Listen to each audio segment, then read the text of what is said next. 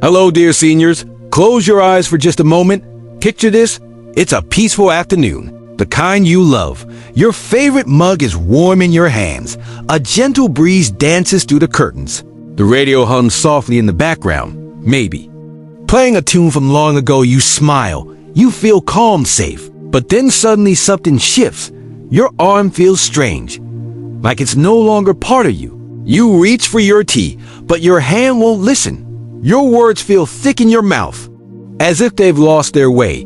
You want to speak, to shout, to call for help, but nothing comes out.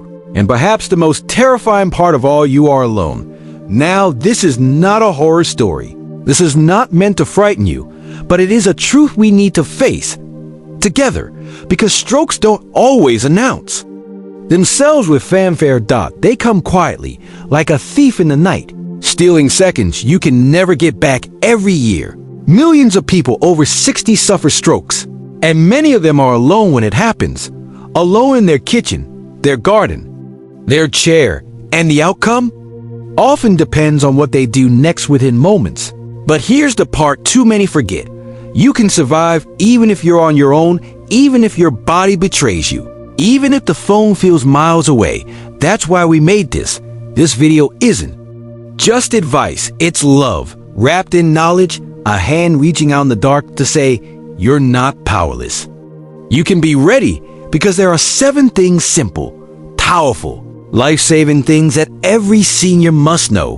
And we're going to walk through them together, slowly, gently, one step at a time. So please stay with me, not just for yourself, but for the people who still want to hear your laugh. Hold your hand and see you tomorrow. Let's begin. Tip 1. Know the early warning signs and trust them. You don't have to memorize a textbook to survive a stroke. You don't need a medical degree or fancy equipment. What you do need is trust in your body, and trust in your instincts. When something feels wrong, most strokes begin quietly. They don't knock on the door. They slip in through the cracks, soft, sudden, and strange. Maybe one side of your face feels numb. You catch a glimpse in the mirror, and the smile isn't quite right. It's crooked, drooping, unfamiliar. Or maybe your arm feels heavy, like it's forgotten how to move. You try to lift it, and it just won't rise. Not like it used to. Not like it should. Your words might tangle too. You know what you want to say, but the sounds come out wrong. Mumbled, slow, confused. Now here's the most important part. Don't wait. So many seniors, bless their hearts, brush these signs off. It's probably just fatigue. I didn't sleep well. I'll wait and see if it passes. But every minute that passes is a minute of brain cells disappearing. And unlike tea or toast, we don't get more of those. The brain needs blood and oxygen when a stroke strikes. It's like a fire cutting off the supply. And your job, your only job in that moment, is to call for help fast. So here's what you do. If your face droops, if your arm feels numb or heavy, if your words don't come out right, you treat it like an emergency. Not tomorrow, not after dinner, not once you finish your puzzle. Now. Because early action doesn't just save your life, it saves your quality of life. Your ability to walk, talk, laugh, hug, to remember names, to say, I love you. Recognizing these signs is not fear, it's wisdom. It's courage, it's choosing to fight even before the battle begins. So repeat this with me, gently in your heart. When my body whispers, I will listen. That one promise, dear senior, might just save your life. Tip 2. Keep your phone within reach. Always. Let me ask you something simple. Where is your phone right now? Not where it usually is, not where you think it might be, but truly right this moment. Could you reach it in under 10 seconds? You see, we often treat our phones like accessories, tossed on the charger in the kitchen, left beside the TV remote, forgotten on a shelf after a call with the grandkids. But if a stroke happens, your phone is not just a device. It becomes your lifeline. A phone out of reach is a call never made. And in a stroke, every minute counts. Not just minutes, But millions of brain cells slipping away. Imagine this. You're in the bedroom. The phone's in the hallway. Your arm's gone weak. Your balance is off. And suddenly, the floor feels far too close. You reach out, but it's not there. Now imagine this instead.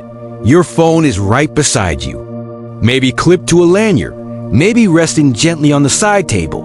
Maybe tucked into a pocket in your robe. And your hand, though shaking, finds it.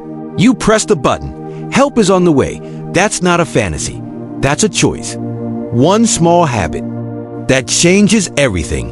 And if technology feels a little too clever, remember, you don't have to own the latest gadget. You just need access. Simple, fast, reliable. You can even stick a bright label on your phone. Emergency press and hold, so your fingers don't have to think twice. And if you live with someone, remind them too, because the best tools mean nothing if they're not within reach. So from now on, let this be your quiet promise. My phone stays with me, not just for company, but for life. Because in the end, it's not about the device, it's about staying connected to your strength, your choices, and the chance to live another beautiful day. If you found this video meaningful, don't forget to subscribe and join our community where we celebrate life's later chapters with heart, humor, and hope. Tip 3. Set up emergency shortcuts on your phone. You may carry your phone every day. It might sit gently in your shirt pocket or on the arm of your chair. But here's the question no one asks. If you had to call for help right now with one hand, with one eye closed, while your speech is slurred, could you do it? In a stroke, your body may not cooperate. Your fingers may tremble. Your vision may blur. Your thoughts may stumble over the simplest tasks. That's why this next step matters more than most. Set up emergency shortcuts on your phone. Think of it like placing a fire extinguisher by the stove. You hope you'll never need it, but if the day comes, you'll be ready. Most modern phones, even the simplest ones, have features designed for moments like these. With just a few taps now, you can make future help just one button away. For example, on many smartphones, pressing the power button 5 times will instantly dial emergency services. You can add ICE contacts in case of emergency so a responder knows who to call. You can set your lock screen to display medical info, blood type, medications, allergies, and more. Some phones let you trigger SOS by holding both volume buttons together. And don't worry, setting it up isn't a test of patience. Ask your grandchild to help you or your neighbor, or even the kind lad at the phone shop down the street. They'll be more than happy to show you. Because this isn't about tech, it's about time. And when a stroke strikes, seconds matter more than features. Even better, write a small note, keep it near your bedside, your living room, your reading chair. A simple reminder. In emergency, press here, help will come. You don't have to be fast. You don't have to be clever. You just have to be ready. This one quiet act done on a calm day might be the single loudest message you ever send. I choose to live. I choose to stay. Tip 4. Practice the one-handed call. Let's talk about something simple but powerful. Muscle memory. It's what helps you tie your shoelaces without thinking. It's how your hands find the kettle in the dark. It's why, even at 70 or 80, you can still button your favorite shirt just right. Now imagine this. You're having a stroke. Your left side isn't working. Your balance is off. Your speech is fading, and time is not your friend. Your best hope in that moment? Your right hand and a habit you've already practiced. That's why today's tip is this. Practice the one-handed emergency call. Yes, actually practice it. Pick up your phone with your dominant hand. Find the emergency shortcut you set.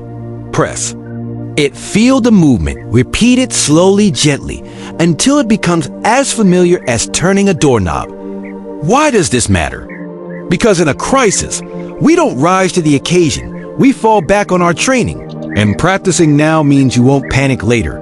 You can even turn it into a small daily habit. Right before your evening tea, after brushing your teeth, just once.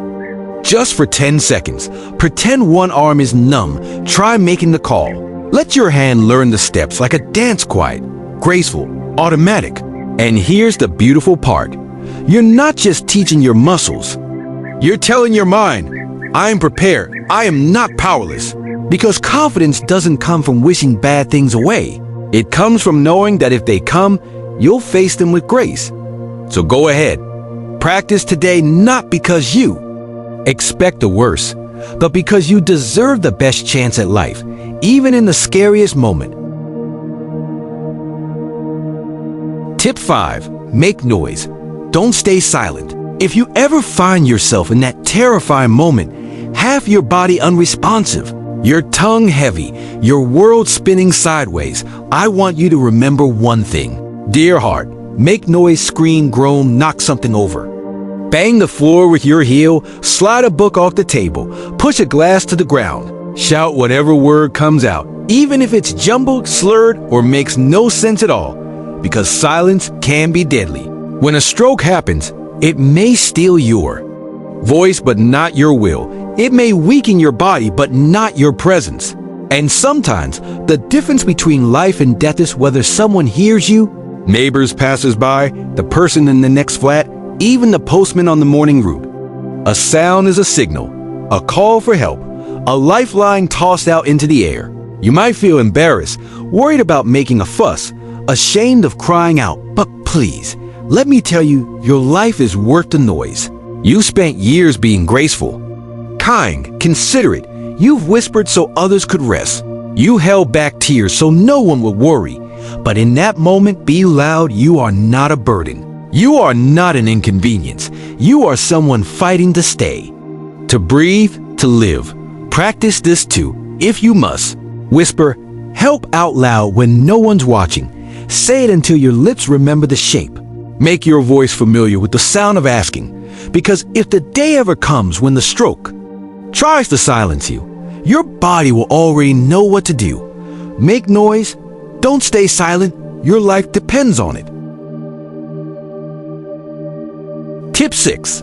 Learn the early signs of a stroke. There's a quiet strength in knowing, a power in recognition, because when you name the danger, you begin to take its teeth away. That's why today's tip may be the most important of all. Learn the early signs of a stroke. They're not always loud, not always dramatic. Sometimes they're just a whisper, a strange feeling in your arm, a word that won't come out right, a smile that feels crooked. But every second matters, because the faster a stroke is recognized, the greater your chance of surviving it and walking away whole. So remember this word, dear friend, Feuerstitz. Not just a word, it's your shield. F is for face. Is one side drooping? Try to smile. If it feels uneven, take it seriously. A is for arms. Raise both arms. Can you lift them evenly? Does one drift down? S is for speech. Say a simple sentence. Does it sound slurred or strange? Do your words feel stuck? T is for time. Time. To call for help, time to act, not wait. Even if the signs disappear in minutes, don't brush them off. A mini stroke can be a warning, a second chance from your body begging you to listen. And here's the part we often forget. Stroke signs can also look like sudden confusion, dizziness, loss of balance, or a blinding headache with no reason. So tune in, not just to yourself, but to those around you, a friend, a spouse, a neighbor across the hall. You might be the one who spots it first, because knowledge, my dear, isn't just power. It's protection. It's prevention. It's a promise to your future self.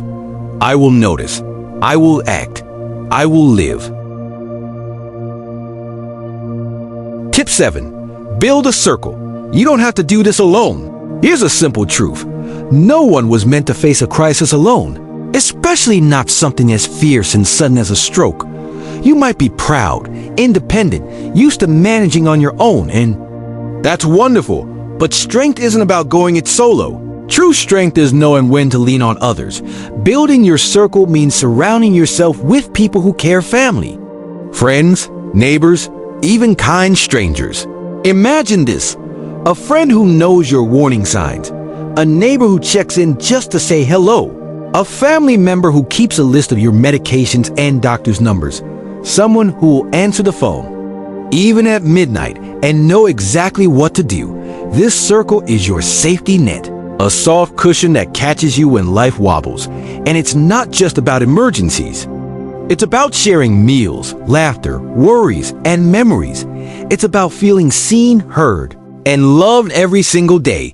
If you're worried about being a bother, remember, people want to help. They feel honored to be trusted with your care.